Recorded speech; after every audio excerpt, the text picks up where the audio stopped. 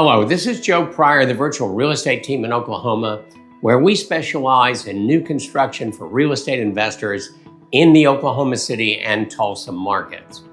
I made a pretty bold claim on the title of this video, and you're going, is he out of his mind? Well, could be, who knows? But I'm trying to say, why is this the new Dallas? Why is this the new Austin?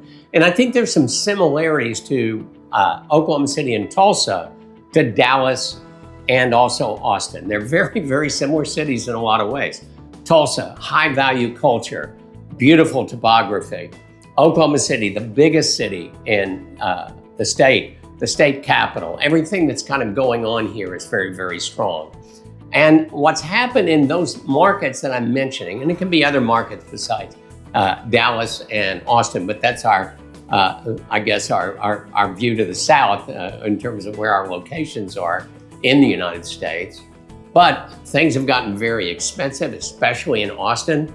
Things are not positive cash flow, but the markets are good. And that's one of the reasons that they've already made their money. They've already built their cities into fabulous wealth. And that's fantastic. I respect both cities for what they've done.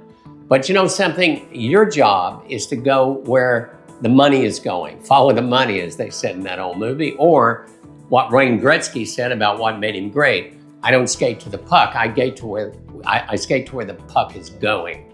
And it's going to cities like Oklahoma City and Tulsa. Oklahoma City, 1.5 million in the metro area. Tulsa, 1.1 million in the metro area. These are large secondary cities, but they're also affordable cities compared to Dallas and Austin. Number one, we're 16% below the national average typically in the cost of living. That's a big deal. Taxes are half of what they are, or even less than that in terms of Texas versus Oklahoma. This takes a lot of strain off your investment in terms of getting positive cash flow. And I've looked at the insurance in Texas versus the insurance in Oklahoma, and it's based on claims. Ours is much lower. And so all those things are positive without the rents being that much different between the two areas. So the thing is what I'm trying to emphasize is both Oklahoma City and Tulsa are cities on the move. Oklahoma City now has the NBA championship thunder here. A lot of things are going on. Tulsa is constantly, building its culture. They just put in a Woody Guthrie museum. They just put in a Bob Dylan museum with about 110,000 artifacts.